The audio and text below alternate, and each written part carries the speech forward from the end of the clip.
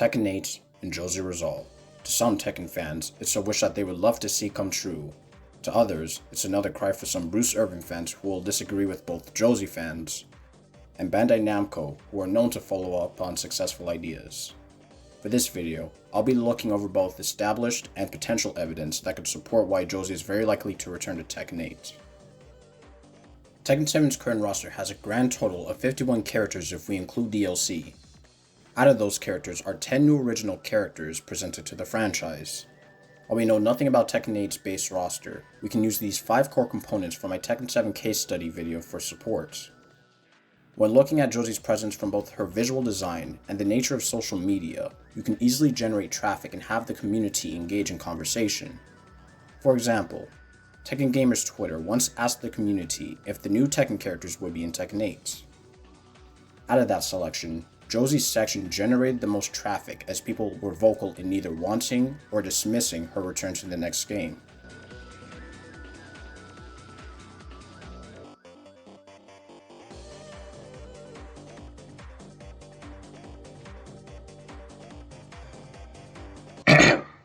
On the topic of popularity, let's refer to Harada's Twitter.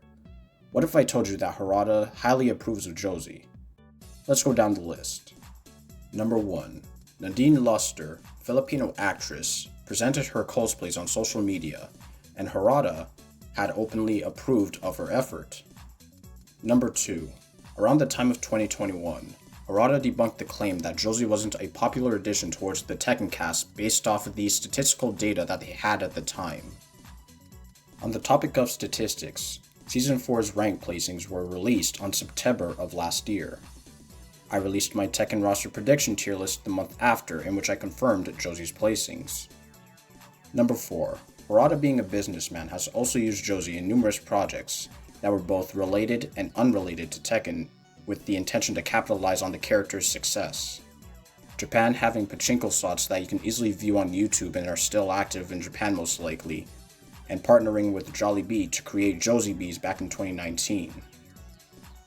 Number 5. Bandai Namco had released a free Season 4 patch update that showcased the talents of the passionately artistic Tekken community. The roster of characters featured Claudio, Lucky Chloe, and Josie, the latter two of which they are divided within the community. Having your opinion is one thing, but the proof is in the pudding for the active support that gets created and tweeted by the positive group, alongside Harada retweeting said content which says otherwise towards how you feel. Now, Namco's execution towards Tekken's story is slippery. One thing that I will positively say is that when they present an established character, they do a great job in emphasizing the context and traits that make them stand out from one another. For example, Nina's wedding dress looks silly by itself, but looking at Anna's perspective, it becomes a tragic story that builds upon the already established conflict between the two characters. Or even with Heihachi balancing his public persona with his more criminal ties with the Zaibatsu. Looking at my last video, I shared that Lee, Leroy, Bob, and Josie were all teased throughout the overly presented stage in Tekken 8.